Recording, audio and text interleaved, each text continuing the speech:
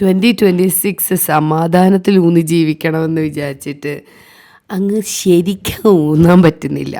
പീരിയഡ്സും mood സ്വിങ്സും ഹോർമോൺസും ഒക്കെ കൂടി എൻ്റെ തലയിൽ ചവിട്ട് നാടകം കളിക്കുകയാണ്. മൂങ്ങി മൂങ്ങി ഞാനൊരു വഴിക്കെത്തിയപ്പം എനിക്ക് മനസ്സിലായി എൻ്റെ മനസ്സ് മറ്റേ നാഗവല്ലിനെ പോലെ അലഞ്ഞു തിരിഞ്ഞ് നടക്കുകയാണ്. അപ്പോൾ അതിനെ തളയ്ക്കാൻ ഡോക്ടർ സണ്ണിയൊന്നും വരില്ലല്ലോ. അതുകൊണ്ട് ഞാനെന്താക്കി, തൊപ്പിയും വെച്ച് സഞ്ചിയും തൂക്കി സോക്സ് ഇട്ട് ഷൂസ് ഇട്ട് നേരെ പോവാണ്. എങ്ങോട്ടാണെന്നല്ലേ? തൊട്ട് താഴെ നമ്മുടെ വീടിൻ്റെ അടുത്തായിട്ട് എല്ലാ മൺഡേയ്സും ട്യൂസ്ഡേയ്സും മാത്രം വരുന്ന ഒരു ചെറിയ ഫാമേഴ്സ് മാർക്കറ്റ് ഉണ്ട്. നമ്മുടെ നാട്ടിലൊക്കെ ഈ കൃഷി ചെയ്തിട്ട് സാധനങ്ങൾ കൊണ്ട് വിൽക്കൂലേ, അതുപോലെ തന്നെ അവർക്കിനെ കൃഷി ചെയ്ത് ഉള്ള പച്ചക്കറിയൊക്കെ കൊണ്ട് വിൽക്കുന്ന ഒരു ചെറിയ സ്ഥലം.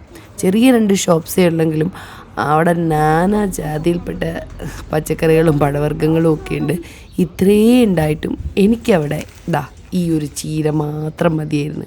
ഞാൻ അതും വാങ്ങി സഞ്ചിയിലിട്ട് തിരിച്ച് വീട്ടിലേക്ക് പോകുമ്പോഴാണ് എനിക്ക് തോന്നിയത് കുറച്ച് നേരം അവിടെ ഇരുന്ന് ഒന്ന് സമാധാനപ്പെടാം. പക്ഷെ സത്യം പറയാലോ, അവിടെ ഇരുന്ന് കുറച്ച് നേരം ആലോചിച്ചപ്പം എൻ്റെ മനസ്സിലേക്ക് വന്ന ഒരേ ഒരു ഡയലോഗ് അതിതാണ്.